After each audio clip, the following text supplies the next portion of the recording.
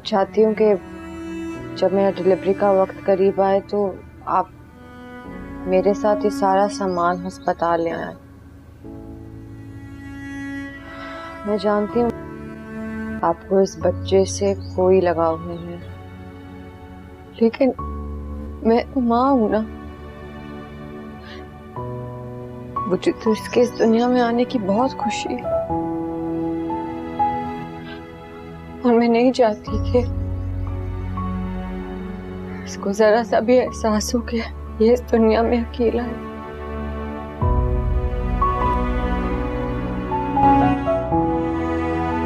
Drama serial कैसे तेरे खुदावंदी में आखिर का बाबा साहिब ने शेरू को मैं को मारने का सुपारी दे ही दी। उधर एहसन की मालिदा के ऊपर बहुत ही ज्यादा जुल्म कर रही है। आने वाले एपिसोड की मुकम्मल कहानी में आप सभी दोस्त देखेंगे कि शमशेर इस बार बहुत ही ज्यादा परेशान रहना शुरू हो चुका है, क्योंकि इस बार उसने अपनी माँ का चेहरा भी नहीं देखा, सिर्फ और सिर्फ बाबा साहिब की वजह से। ये शमशेर घर में हर वक्त रो रहा है और मैं उसे हौसला देने की कोशिश कर रही है। शमशेर बहुत ही ज्यादा परेशान हो चुका है, अकेला बैठा होता है सीढ़ियों के ऊपर से मैक आ जाती है। शमशेर मैक से कहता है मैं मम्मा की जिंदगी में कुछ कर तो पाया ही नहीं, अब तो सारी जिंदगी में अफसोस ही करूंगा। लेकिन मैक शमशेर को भरपूर हौसला दे रही है कि जो कुछ भी हुआ इसका सारा का सारा गुनाह दिलावर साहिब को ही होगा।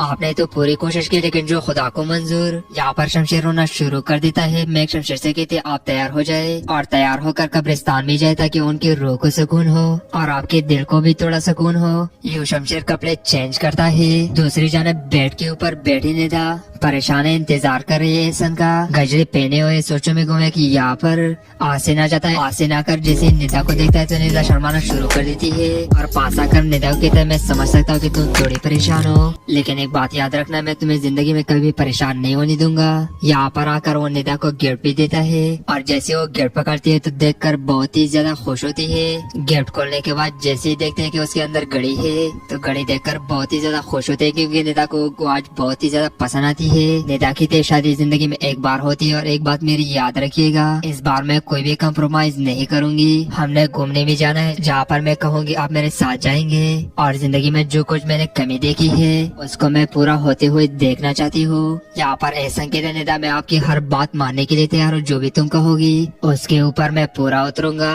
निदा भी बहुत ही ज्यादा खुश होती है कि वाकई में उसे मोहब्बत करने वाले शौहर मिल गया है और इस बार निदा भी एहसन का भरपूर साथ देगी। लेकिन कैसे? इन दोनों का अंदर कभी भी खुश नहीं रहने देगी। रात गुजरने के बाद जैसी सुबह होती है निदा को जरा भर भी खुश नहीं रहने देगी और निदा को कहेगी कि घर के सारे काम अब तुम्हारी जिम्मेदारी है, बर्तन धोना, कपड़े धोना, काम करना।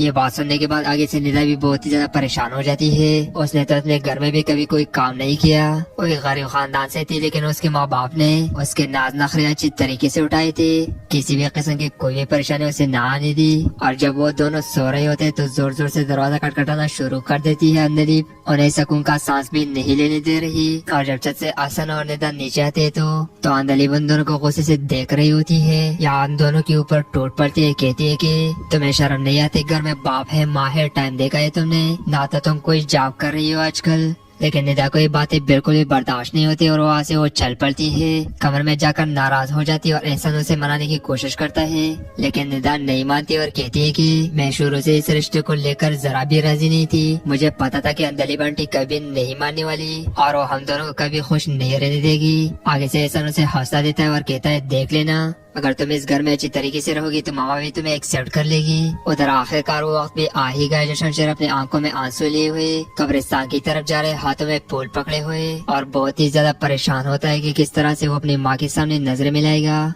कब्र के पास जाकर अपने माँ की कब्र के ऊपर जाकर फूल डालता है, आंखों में आंसू लिए हुए और उसके आंसू भी उन फूलों के ऊपर पड़ रहे हैं। आखिरकार शमशेर को दर्द तो है ही, जिसने कभी जिंदगी में सोचा भी नहीं था कि वो अपने माँ से दूर होगा और मरते वक्त भी उसको उसकी माँ का चेहरा देखना भी नसीब न होगा।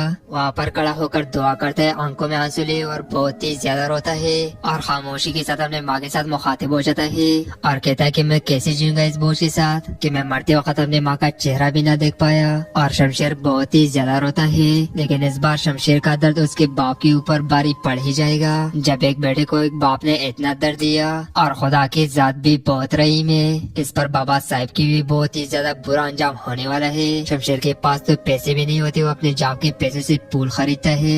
उधर आखिरकार शमशेर को जॉब मिल ही गई और जॉब का पहला दिन होता है और पहले दिन ही बहुत सारा काम होता है, यहाँ तक कि गाड़ी से माल भी उतारना पड़ता है स्टोर का। और शमशेर अच्छी तरीके से काम भी करता है क्योंकि शमशेर को कैशियर की जॉब मिली है, जहाँ पर वो लोग के सामान के पैसे, रसीद और कटिंग करता है। और यहाँ पर बहुत सारे लोग आएंगे और यहाँ पर आकर जब अपने पैसे की कटिंग करवाने लगता है तो यहाँ पर एक आदमी बहुत ही ज्यादा सखी होता है। लेकिन शमशेर जिसने सारी जिंदगी अमीर की जिंदगी गुजारी वो उसे बहुत ही ज्यादा अजीब लगता है, लेकिन मैं के लिए वो इस सब कुछ भी बर्दाश्त करेगा। गाँव आकर कहता है कि 4250 रूपए है और 50 रूपए तुम रख लेना। आखिरकार शमशेर 50 रूपए अपने पॉकेट में डाल लेता है और सोचता है कि वाकई में उसको पैसों की जरूरत है और खामोशी के साथ उसको बिल पकड़ाता है। शमशेर को वहाँ पर मालिक की भी अच्छी खासी बातें सुनने को मिलती है और ओवर टाइम में दूसरा काम भी करता है। सिर्फ जाने बाबा साहब के दिल में आग चल रही है शमशेर को लेकर के, वो आजकल मैक के साथ रह रहा है और वो भी खुशी के साथ अपनी मर्जी के साथ। उनके ख्वाब पूरी होने जा रही है क्योंकि शीरू आखिरकार आजाद हो ही गया।